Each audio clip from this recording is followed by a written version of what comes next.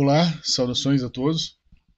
Nós vamos apresentar aqui a ideia do nexo de displicência. Então, eu recomendo que assistam o vídeo sobre os desvios abstêmios, que aí vai ficar mais fácil de entender isso aqui. Mas se você não assistiu o vídeo sobre os desvios abstêmios, não tem problema, porque você também vai conseguir entender. Tá? Mas eu recomendo que um vídeo complementa o outro. Tá? Então, eu recomendo que assistam o desvio e o nexo de displicência. Aqui nós vamos tratar sobre esse nexo. Bom, eu vou direto para a imagem para facilitar a compreensão. Então veja que aqui nós temos uma classificação trinária da dicção e na abstinência, dessa vez, eu só usei uma linha. Eu não usei nem a classificação trinária e nem a classificação quinária. Eu simbolizei ela apenas com uma linha, que é para facilitar a visualização do nexo de displicência. Então veja só, a pessoa desenvolveu as fases de mero usuário, usuário abusivo adicto, passa por uma desintoxicação e inicia sua jornada abstêmica, certo? Bom, a gente sabe que se a pessoa ficar com a mesma forma de pensar, sentir e agir do mero usuário, a mesma forma de pensar, sentir e agir do usuário abusivo, ou a mesma forma de pensar, sentir e agir do adicto, ou seja, se ela mantiver esses sistemas ideológicos, ela estará num desvio. Tá? Então eu vou exemplificar novamente para ficar bem claro. O desvio de primeiro escalão é um processo de recaída. É a pessoa que estava na abstinência e retorna ao universo da drogadição ou já diretamente para a adicção. Tá? Então, esse é o processo de recaída. Esse é muito estudado, esse é muito falado, esse aí tem muito material na internet. Tá? E no nosso site também tem a visão da prevenção de recaída, ou seja, a gente falando como evitar isso aqui, tá? No modelo abstemiológico. É uma sequência de slides que tem na página de e-books gratuitos lá no nosso site. E eu acho que tem mais de 100 slides nesse material que está lá disponível gratuitamente para todo mundo, falando só sobre isso aqui, tá? Bom, agora o que nós vamos focar aqui é nos desvios abstêmios. Então veja só, nós temos esse desvio de segundo escalão. Então imagina assim, a pessoa está em abstinência e ela recai, ela passa pelo processo de recaída, né? Mas imagina agora o seguinte, a pessoa está em abstinência, mas ela pensa, ela tem a certeza de que ela pode, por exemplo, trabalhar numa festa 2 vezes por ano, uma festa de aniversário, alguma coisa semelhante, onde se consuma muita drogas ou álcool, tá? Vamos focar nisso. Então a pessoa pensa que ela pode fazer isso, ela tem a real convicção de que ela pode fazer isso.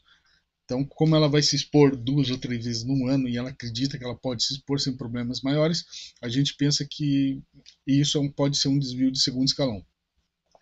Se a pessoa pensa que ela pode fazer isso, se expor dessa forma, todo final de semana, a gente já tem uma pessoa que pode estar num desvio de terceiro escalão, porque ela já está pensando como um usuário abusivo que todo final de semana utiliza drogas ou álcool. Ela vai no mesmo lugar, mas não utiliza drogas ou álcool porque ela está em abstinência, tá? Mas ela já pode estar nesse desvio de terceiro escalão porque a exposição dela aumentou muito.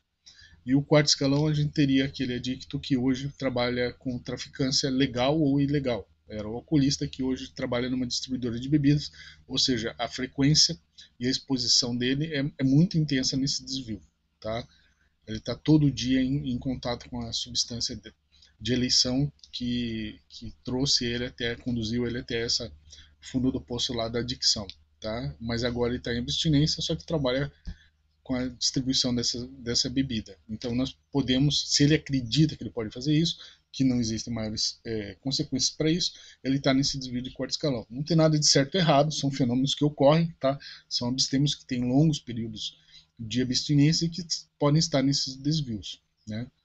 Bom, o que nós temos aqui? Nós sempre vamos avaliar nesses desvios a frequência e a intensidade. Então, por óbvio, o desvio de segundo escalão tem uma frequência pequena, uma intensidade pequena. O de terceiro escalão já tem uma frequência maior e uma intensidade maior. E o de quarto escalão tem uma enorme frequência e uma enorme intensidade. Tá? Outra questão interessante aqui para a gente avaliar é que esses desvios aqui, normalmente o de segundo escalão, ele apresenta, antes de um processo de recaída, ele apresenta um período abstêmio grande. O de terceiro escalão normalmente é um período abstêmio menor e o de quarto escalão é bem curto, antes de um processo de recaída. Mas isso não é a regra, tá? Isso, pelo menos, digo assim, isso não é uma regra absoluta, né? Não é sempre assim, mas deveria ser, tá? O desvio de quarto escalão tem um período, o lastro abstêmio, né? Esse período de abstinência menor do que o de terceiro menor do que o de segundo, mas nem sempre é assim.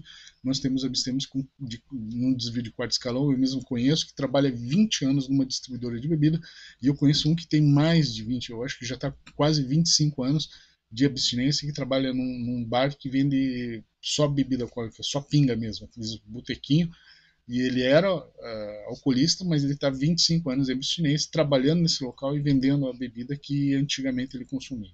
Então, esse estabelecimento é dele, né? Então ele está num desvio de quarto escalão, mas há 25 anos com a abstinência, né? Então veja, o que a gente percebe aqui? Que a pessoa, quando ela fica muito tempo nesses desvios, ela não se relaciona com pessoas que tenham hábitos abstêmios, né? Então, por ela não estar se relacionando com essas pessoas, numa eventual recaída, ela teria uma tendência, é, uma menor probabilidade de restabelecer o processo de abstinência mais rapidamente, né? Como ela não tem padrinho, ela não tem A, ela não tem nem A, ela não aplica muitas técnicas, então num processo de recaída ela tem maior dificuldade, né? Pro óbvio, de quarto escalão teria mais dificuldade do que o de terceiro, que teria maior dificuldade do que o de segundo escalão. Então isso são questões óbvias que estão aqui dentro, sem problema nenhum. E lá no Desvios Abstêmios, naquele vídeo, eu falo também sobre isso. Bom, aqui o que nós vamos entender, o que eu quero passar a ideia é do nexo de displicência. O que é esse nexo? É a diferença entre o caminho hipotético ideal e o desvio. Então veja só, a diferença entre a jornada abstêmia e o desvio de segundo escalão, ela é pequena, o nexo de displicência é pequeno quando comparado com o de terceiro escalão, e que é menor do que o desvio de quarto escalão. Então veja que o desvio de quarto escalão ele tem um nexo de displicência muito maior do que o desvio de segundo ou de terceiro escalão. Tá? Então esse é o nexo de displicência. Então é a frequência, é a intensidade, é a forma de pensar, sentir e agir, é como essa pessoa leva o cotidiano dela, que é uma displicência em relação ao caminho, à jornada hipotética ideal, ao caminho hipotético ideal da abstinência. Esse que fica sendo o nexo, tá? Bom, olha só que interessante. Então aqui a gente falou do desvio e aqui o desvio de primeiro escalão, que é o processo de recaída, que tem muito material, tá? Por aí. Então olha só, o nexo de displicência em relação ao processo de recaída, ou seja, essa relação aqui em relação ao processo de recaída. Então veja só, o nexo de displicência é a manifestação dos desvios de segundo, terceiro e quarto escalão. Perfeito, certo? O processo de recaída é o desvio de primeiro escalão, sem mistério. Nexo de displicência é pouco frequente e pequena intensidade. O processo de recaída possui fase assintomática e fase sintomática. Veja, pouco frequente e pequena intensidade em relação ao processo de recaída, porque quando a pessoa recaiu, a frequência e intensidade de uso vão ser muito grandes, tá? Aqui ela tem uma frequência e intensidade de exposição, mas não de uso, tá? Essa é a ideia. Nexo de displicência é uma conduta, na verdade é uma sequência de condutas, uma série de condutas que são praticadas, mas a pessoa está em abstinência. O processo de recaída é um processo, então são umas condutas que vão culminar com determinada situação. Então é um processo que se estabelece. Enquanto a displicência são práticas de condutas e não existe nenhum processo. Nexo de displicência são ações isoladas, pontuais, muitas vezes, né, principalmente no desvio de segundo escalão. E o processo de recaída é uma sequência concatenada, né, é uma sequência de atos que tem um objetivo final. Nexo de displicência inerente a todo ser humano, toda hora o abstêmio pode estar em algum desvio desse, às vezes por pouco tempo, às vezes por longos períodos, né? Mas esse nexo de displicência é algo comum. Todo abstêmio transita o tempo todo por um desvio de algum escalão, tá? E o processo de recaída faz parte da drogadição. Eu entendo que o processo de recaída não faz parte da abstinência, ele faz parte da drogadição. Ele é algo que te traz para a drogadição e não te mantém lá na abstinência, tá? O nexo de displicência não combina com o uso de drogas, né? O nexo de displicência, apesar dela estar em algum desvio, essa pessoa está em abstinência por muitos anos, né?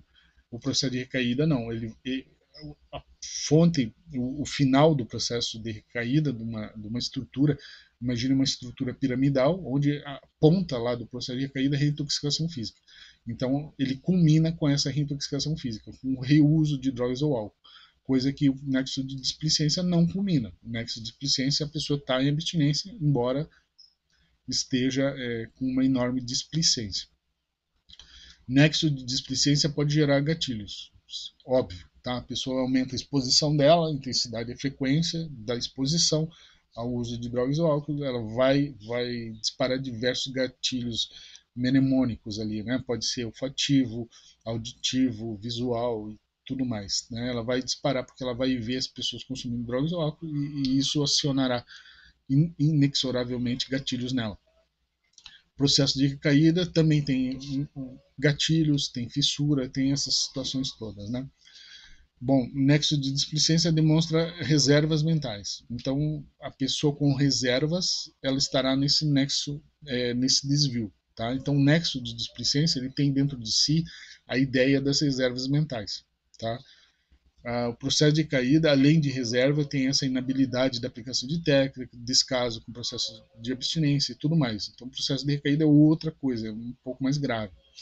Nexo de displicência é uma exposição dos maus hábitos, pensamentos, sentimentos e emoções da drogadição, e o processo de recaída é uma latência da drogadição. Então, o processo de recaída é um efeito lá da drogadição que a pessoa traz para o processo de abstinência e que pode reconduzir ela novamente todo aquele universo da drogadição, né? Então, eu digo que isso é uma latência da drogadição. É algo que se projeta lá na abstinência e que pode trazer ela de novo lá para o universo da drogadição. Esse processo de recaída ele permanece, né, ele permanece com o abstêmio durante a vida toda, essa possibilidade, né, esse véu, esse manto da possibilidade da recaída. O nexo de displicência é um desleixo, um descuido, né, e o processo de recaída é irresponsabilidade abstêmia. E o nexo de displicência tem uma fase interna, uma fase externa, ele não gera um efeito dominó e as consequências são mais previsíveis, tá? Mas o processo de recaída ele tem esse efeito dominó, né? Porque é uma sequência concatenada de atos, em que o último ato é a reintoxicação, então você tem várias sequências para culminar com aquilo, com a reintoxicação. Então, eu não quero adentrar aqui no processo de recaída, que é o desvio do primeiro escalão, porque isso é outro tema, né? Esse é um tema à parte. Mas o que eu quero é só fazer essa comparação, né, do processo de recaída com o nexo de displicência. Eu entendo que esse quadro aqui faz essa comparação de um modo bem didático, né? Eu acho que dá para entender bem a ideia. Então, para concluir toda essa ideia, então nós temos os desvios, nós temos um nexo, dá para medir esse nexo, é possível medir a displicência do desvio em relação ao processo de abstinência. Os abstêmios normalmente têm que seguir esse caminho, não vai ter nexo de displicência muito grande, né? Quem seguir esse caminho não tem esse nexo. Agora, isso não é normal, isso é dinâmico, então toda hora o abstêmio tá mergulhando nesses desvios. Se a intensidade e a frequência for pequena, menos mal. Se a intensidade e a frequência for muito grande, compromete mais, né, o futuro, o prognóstico abstêmio. Fica mais comprometido, né? Então, era essa ideia que eu queria passar. Eu acho que não tem muito mistério, dá para entender facilmente, basta ler o material, né, e assistir esse vídeo. Recomendo que assistam um vídeo do Lastro Abstêmio, teoria do deslocamento vetorial da desintoxicação, desvios abstêmios, e esse vídeo de nexo de displicência complementa isso tudo, tá? Então acho que tem bastante material aí e tenho a impressão que várias ideias podem surgir desse raciocínio aqui, tá? Isso aqui é apenas uma base, é uma forma da gente raciocinar para poder desenvolver novas ideias, tá? Então eu não vou me aprofundar muito, mas passando essa ideia para todos vocês, eu acho que já dá para pegar aí o raciocínio, tá bom? Muito obrigado, o material vai estar disponível, obrigado quem assistiu o vídeo.